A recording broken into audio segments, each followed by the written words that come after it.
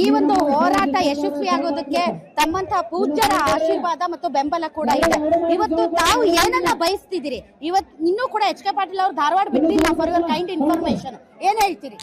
ನಾಡಿನ ಎಲ್ಲಾ ಮಠಾಧೀಶರ ಪರವಾಗಿ, ರೈತರ ಪರವಾಗಿ ರಾಜ್ಯ ಸರ್ಕಾರಕ್ಕೆ, ಕೇಂದ್ರ ಸರ್ಕಾರಕ್ಕೆ ಮಾಡುವುದೆಂದರೆ ಇವತ್ತು ರಾಜ್ಯ ಸರ್ಕಾರದಿಂದ, ಇವತ್ತು ಕೇಂದ್ರ ಸರ್ಕಾರದಿಂದ ರೈತರಿಗೆ ತುಂಬಾ ವರ್ಷಗಳಿಂದ ಅನ್ಯಾಯವಾಗಿರುತ್ತದೆ.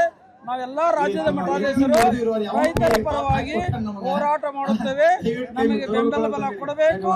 3,500 ರೂಪಾಯಿ ಒಂದು ಟನ್ನಿಗೆ ರಾಜ್ಯ ಸರ್ಕಾರ, ಕೇಂದ್ರ ಸರ್ಕಾರ ಇಬ್ಬರು ಕೂಡಿ ನಮ್ಮ ರೈತರ ಬೇಡಿಕೆ ಈಡೇರಿಸುವವರೆಗೆ ರಾಜ್ಯದ ಮಠಾಧೀಶರು, ರಾಜ್ಯದ ರೈತರು ಈ ಕೇಂದ್ರ ಸರ್ಕಾರ ವಿರುದ್ಧ, ರಾಜ್ಯ ಸರ್ಕಾರ ವಿರುದ್ಧ ಘೋರವಾಗಿರ್ತಕ್ಕಂಥ ಉಗ್ರ ಹೋರಾಟ ಮಾಡುತ್ತೇವೆ. ಇದು ಮಠಾಧೀಶರ ಪರವಾಗಿ.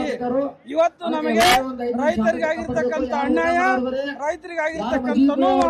ಇವತ್ತು ನಾವು ಬೆಂಗಳೂರಲ್ಲಿ 24 ತಾಸು ಕರೆಂಟ್ ಕೊಡ್ತಾರೆ, ಗ್ರಾಮೀಣ ಪ್ರದೇಶದಲ್ಲಿ 4 ತಾಸು ಕರೆಂಟ್ ಕೊಡ್ತಾರೆ.